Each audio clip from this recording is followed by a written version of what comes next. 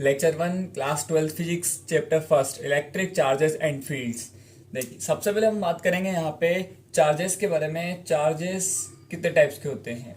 Charges जो है या चार्ज जो है वो दो टाइप का होता है, एक पॉजिटिव चार्ज और एक होता है नेगेटिव चार्ज। तो पॉजिटिव चार्ज का क्या मतलब है और नेगेटिव चार्ज का क्या मतलब है? पॉजिटिव चार्ज मतलब अगर किसी बॉडी में से इलेक्ट्रॉन्स जो हैं वो एमिट हो जाते हैं, कम हो जाते हैं, मतलब इलेक्ट्रॉन्स की डेफिशिएंसी हो जाती है, तो वो बॉडी पॉजिटिवली चार्ज हो जाती है। और अगर किसी ऑब्जेक्ट में से बॉडी में से इलेक्ट्रॉन बढ़ जाते हैं, गेन हो जाते हैं, एक्सिस में आ जाते हैं, तो वो बॉडी नेगेटिवली चार्ज हो जाती है। ठीक है। और यहाँ पर जो हम बात कर रहे हैं ई मतलब अगर इलेक्ट्रॉन्स बाहर जा रहे हैं, एमिट हो रहे हैं, तो प्लस ई, और अगर इलेक्ट्रॉन गेन हो रहा है एक इलेक्ट्रॉन तो माइनस ई। तो ये जो ई है इसको हम बोलते हैं बेसिक क्वांटम ऑफ चार्ज। इसकी वैल्यू होती है 1.6 इंटू 10⁻⁻⁹ कूलाम। ओके। इसके बाद हम बात करेंगे किसी भी बॉडी पर चार्ज के लिए, चार्ज को कैलकुलेट करने के लिए एक फॉर्मूला होता है Q equals to n e. इस फॉर्मूले की हेल्प से हम किसी भी बॉडी पर चार्ज को कैलकुलेट कर सकते हैं अगर इस टाइप की प्रॉब्लम हो जहां एन हो, ई हो और Q दे रखा हो। ठीक है। इनमें से दो हमारे पास क्या हो, एक ई तो फिक्स रहता है और एन और Q में से एक दे रखा हो और दूसरा फाइंड करने के लिए बोल दे। Q चार्ज बॉडी पर, एन नंबर ऑफ इलेक्ट्रॉन्स, या तो वो इलेक्ट्रॉन इमिट हुए हों या फिर एब्जॉर्ब हुए हों। ठीक है, वो एन रहेगा, नंबर ऑफ इलेक्ट्रॉन्स। ठीक। अब यहाँ पे हम आगे बात कर सकते हैं कि चार्ज, किसी भी बॉडी पर चार्ज प्रोड्यूस करने के कितने मेथड्स हैं। तो मेथड्स ऑफ चार्जिंग की बात करें तो वो होते हैं तीन। पहला फ्रिक्शन, दूसरा कंडक्शन और तीसरा इंडक्शन। इन तीन में से किसी भी मेथड्स की हेल्प से हम बॉडी पर क्या कर सकते हैं, चार्ज प्रोड्यूस कर सकते हैं, चार्ज क्रिएट कर सकते हैं। इसके बाद हम बात करेंगे कूलाम्स लॉ। कूलाम्स लॉ क्या होता है? दो स्टैटिक चार्ज है, एक Q1 है एक Q2 है। इनके बिटवीन डिस्टेंस कितना है, R है। तो इनके बिटवीन या तो अट्रैक्शन का फोर्स लगेगा या रिपल्शन का, depend on nature of charges. Q1 Q2 का नेचर क्या है, दोनों पॉजिटिव है तो रिपल्शन का फोर्स लगेगा, दोनों नेगेटिव है तो रिपल्शन का फोर्स लगेगा, एक पॉजिटिव एक नेगेटिव है तो अट्रैक्शन का फोर्स लगेगा। लेकिन इस फोर्स की वैल्यू कैसे कैलकुलेट करें, इसके लिए कूलाम ने एक फॉर्मूला बनाया। उन्होंने बोला कि F, इन दोनों के बीच में जो फोर्स लग रहा है वो F पहले वाले चार्ज के मैग्नीट्यूड और दूसरे वाले चार्ज के मैग्नीट्यूड के प्रोडक्ट के क्या होगा, प्रोपोर्शनल होगा। और ये जो फोर्स है वो इन दोनों के बिटवीन जो डिस्टेंस है उसके स्क्वायर के इन्वर्सली प्रोपोर्शनल होगा, ये उन्होंने बोला। ठीक है। अब फ्रॉम इक्वेशन 1 एंड 2 हम लिखेंगे F proportional, from equation 1 and 2 F proportional Q1 Q2 upon R square. तो हमारे पास F इक्वल्स टू आ जाएगा K Q1 Q2 upon R square. ठीक है, मोड है ये Q1 Q2 पे हमने ऐसे लिख दिया। बार बार हम मोड नहीं लगाएंगे, समझ जाना है कि Q1 Q2 मोड के अंदर है। ठीक। यहाँ पे ये जो K है, ये K इलेक्ट्रोस्टैटिक कांस्टेंट और कूलाम्स कांस्टेंट है। ठीक है। और इसका जो वैल्यू है वो मीडियम पर डिपेंड करता है। K का जो वैल्यू होगा वो मीडियम पर डिपेंड करेगा।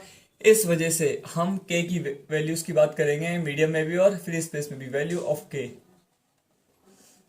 K first in free space और इन वैक्यूम। तो वैक्यूम के केस में या फ्री स्पेस के केस में क्या इसका हमारे पास फॉर्मूला होता है वो देखते हैं। देखिए K का फॉर्मूला होगा 1/4πε0 और इसको हम लिखेंगे 1/4 मल्टीप्लाई पाई 3.14। इस एप्सिलॉन नॉट की वैल्यू 8.854 मल्टीप्लाई 10⁻⁻12। इसे बोलते हैं परमिटिविटी ऑफ फ्री स्पेस और वैक्यूम। परमिटिविटी ऑफ वैक्यूम बोलते हैं इसको, कितनी इलेक्ट्रिक फील्ड लाइंस उसमें से जा सकती है, इसको बोलते हैं परमिटिविटी ऑफ फ्री स्पेस। ठीक है। तो इसको जब सॉल्व करेंगे हम K इक्वल्स टू आ जाएगा हमारे पास 9 multiply 10⁻9 newton into metre square upon coulomb square. ये हमारे पास K का वैल्यू आ जाएगा इन फ्री स्पेस और वैक्यूम के केस में। ठीक। और इसके बाद अगर हम बात करें इन मीडियम, तो मीडियम के केस में K का फॉर्मूला क्या रहेगा? मीडियम के केस में फॉर्मूला रहेगा K इक्वल्स टू 1/4πε। इस एप्सिलॉन को बोलेंगे परमिटिविटी ऑफ मीडियम, इसको बोलेंगे परमिटिविटी ऑफ मीडियम। ठीक है। अब इस उसके बाद हम एक फिजिकल क्वांटिटी को डिफाइन करेंगे एप्सिलॉन आर। इस एप्सिलॉन आर को हम बोलेंगे रिलेटिव परमिटिविटी और डाइलेक्ट्रिक कांस्टेंट।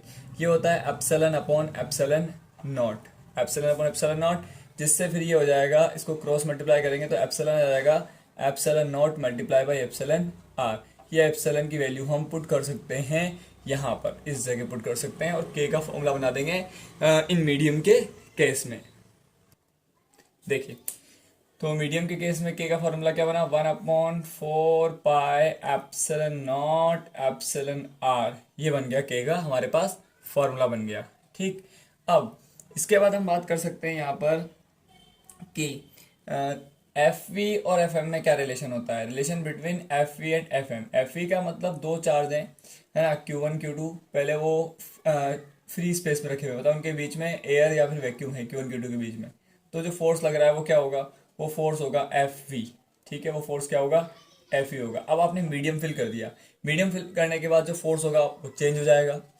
तो वो जो चेंज होगा वो कितना होगा वो हमें कैलकुलेट करना है। तो जब हम कैलकुलेट करते हैं तो रिलेशन आता है एफ वी और एफ एम में, F M equals to F V upon epsilon R. ये हमारे पास रिलेशन आता है। और एक बात आपको याद रहनी चाहिए कि जो एप्सिलॉन आर है, इस एप्सिलॉन आर की जो वैल्यूज होती है, एप्सिलॉन आर की जो वैल्यूज होती है वो हमें ध्यान रखनी चाहिए। जैसे हम मेटल की बात करें तो मेटल के लिए इसकी वैल्यू होती है इनफाइनाइट। ठीक है, और एयर और वैक्यूम के लिए, एयर और वैक्यूम के लिए इसकी वैल्यू होती है 1। ठीक है, और किसी भी इंसुलेटर के लिए बात करें तो एप्सिलॉन आर का वैल्यू 1 से तो ज़्यादा होगा और इनफाइनाइट से क्या होगा, कम होगा। ये हमें पता होना चाहिए कि भाई यहाँ पर जो एप्सिलॉन आर है इंसुलेटर के लिए 1 से तो क्या होगा, बड़ा होगा और इनफाइनाइट से कम होगा। एयर के लिए, वैक्यूम के लिए 1 होगा और किसी भी मेटल के लिए, चाहे एल्यूमिनियम हो, कॉपर हो, उसके लिए इनफाइनाइट होगा। ठीक है, तो हमें यहाँ क्लियर समझ में आता है कि एप्सिलॉन आर का जो वैल्यू है मीडियम के केस में, अगर हम मीडियम फिल करते हैं तो 1 से ज़्यादा ही होगा। तो अगर 1 से बड़ा वैल्यू है तो हम क्या देखते हैं कि एफ एम बड़ा होगा या एफ वी। हमें दिख जाता है कि यहाँ पे एप्सिलॉन आर का वैल्यू मीडियम के केस में बड़ा ही होगा। फॉर एग्जांपल हमने एफ वी मान लिया 10 न्यूटन और एप्सिलॉन आर मान लिया 1 से ग्रेटर, 1 से ग्रेटर 2 मान लिया, तो एफ एम कितना आया हमारे पास 10/2। यहाँ पे आ गया हमारे पास 5 न्यूटन। इसका मतलब एफ एम आ रहा है 5 न्यूटन, जबकि हमने एफ वी माना था 10 न्यूटन। इसका मतलब एफ वी ग्रेटर क्या आ रहा है, एफ एम आ रहा है, F V is always greater than F M in case of medium. Okay, ये हमको क्लियर हो गया। और हम एप्सिलॉन आर का एक और फॉर्मूला बना सकते हैं, F V upon F M. अगर हमें एफ वी गिवन है, हमें एफ एम गिवन है, देन हम एप्सिलॉन आर कैलकुलेट कर सकते हैं कि वो कितना होगा। और एप्सिलॉन आर का कोई यूनिट नहीं होगा, इस बात का ध्यान रखना, क्योंकि एप्सिलॉन आर क्या है, एप्सिलॉन आर है एप्सिलॉन अपॉन एप्सिलॉन नॉट। तो जो यूनिट एप्सिलॉन का होगा वही यूनिट एप्सिलॉन नॉट का होगा। दोनों यूनिट सेम रहेगी, डिवाइड में कैंसिल आउट हो जाएंगे। तो epsilon R unitless and dimensionless होता है, यूनिट लेस और डायमेंशन लेस होता है। ठीक है, यूनिट लेस और डायमेंशन लेस होता है ये। देखिए, अब हम बात करेंगे यूनिट ऑफ एप्सिलॉन नॉट। तो यूनिट ऑफ एप्सिलॉन नॉट क्या रहेगा, इसके लिए हमने फॉर्मूला देखा एक, F equals to 1/4 pi epsilon naught. के का वैल्यू लिख दिया मैंने ये, और Q1 Q2 upon r square. इस फॉर्मूले से हम एप्सिलॉन नॉट का फॉर्मूला अभी कैलकुलेट कर लेते हैं। भाई ये के था, फ्री स्पेस में मैंने के को लिख दिया 1/4 pi epsilon naught. Epsilon naught को इधर ले जाते हैं और 1/4 pi F Q1 Q2 upon r square हमने लिख दिया यहाँ पे। अब सबके यूनिट रख देते हैं तो यूनिट ऑफ एप्सिलॉन नॉट आ जाएगा, कैसे आएगा देखिए आप, Q1 चार्ज कैसा यूनिट, कुलाम, इसका भी कुलाम इंटू कुलाम स्क्वायर। नीचे इसका कोई यूनिट नहीं, इसका कोई यूनिट नहीं, फोर्स का न्यूटन, डिस्टेंस का मीटर स्क्वायर। तो एप्सिलॉन नॉट का यूनिट आ गया। और ध्यान रखना यही यूनिट एप्सिलॉन का भी होता है, permittivity of medium and permittivity of free space, दोनों का जो यूनिट यूनिट होता है वो सेम होता है। ठीक है, आगे बढ़ते हैं। अब हम बात करते हैं यूनिट ऑफ के। तो यूनिट ऑफ के के लिए हम देखते हैं यूनिट ऑफ के का फॉर्मूला क्या होता है, 1/4 pi epsilon naught. Epsilon naught को इनके एप्सिलॉन का यूनिट रख देना। यूनिट ऑफ के कैसे आएगा, 1/, इसका कोई यूनिट नहीं, इसका कोई यूनिट नहीं, एप्सिलॉन नॉट का coulomb square upon newton into metre square. तो ये ऊपर जाएगा तो ये बनेगा newton into metre square upon coulomb square. तो यहाँ पर यूनिट ऑफ के हमारे पास आ गया है, यूनिट ऑफ के newton into metre square upon coulomb square. तो newton into metre square upon coulomb square. अब हम एप्सिलॉन नॉट का भी डायमेंशनल फार्मूला कैलकुलेट कर सकते हैं और के का भी डायमेंशनल फार्मूला कैलकुलेट कर सकते हैं। तो हम देखते हैं, देखिए dimensional formula of epsilon naught के लिए हमें पहले तो यूनिट पता है, इसका क्या होता है, coulomb square upon newton into metre square. अभी हमने कैलकुलेट करा। तो कुलाम के लिए हम काम में लेंगे T1A1, ये डायमेंशनल फार्मूला होता है, स्क्वायर करना है, स्क्वायर कर देंगे। न्यूटन का डायमेंशनल फार्मूला में याद है m1 L1 T-2 metre square का L2। इसको कंप्लीट करते हैं। m-1 L1 L2 L3 ऊपर जाएगा, L-3 T-2 ऊपर जाएगा, T2 और T2 उधर से हो जाएगा, T4 और A2। ये डायमेंशनल फार्मूला बना किसका? ये डायमेंशनल फार्मूला बन गया हमारा एप्सिलॉन नोट का। अब हम बात करेंगे डायमेंशनल फार्मूला ऑफ के। तो डायमेंशनल फार्मूला ऑफ के ये बनेगा जस्ट इसका इनवर्स। तो m-1 है तो यहाँ लिख दो m1, क्योंकि के होता है 1/4 पाई एप्सिलॉन नॉट। ठीक है, के क्या होता है 1/4 पाई एप्सिलॉन नॉट।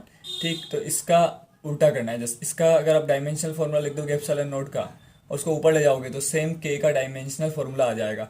तो हम इसको ऊपर ले जाएंगे तो m-1 का हो जाएगा m1 और L-3 का L3, T4 का हो जाएगा T-4 और A2 का हो जाएगा A-2। तो ये हमने के का भी डायमेंशनल फार्मूला जो कूलाम कांस्टेंट होता है उसको भी कैलकुलेट कर लिया। Okay, thank you.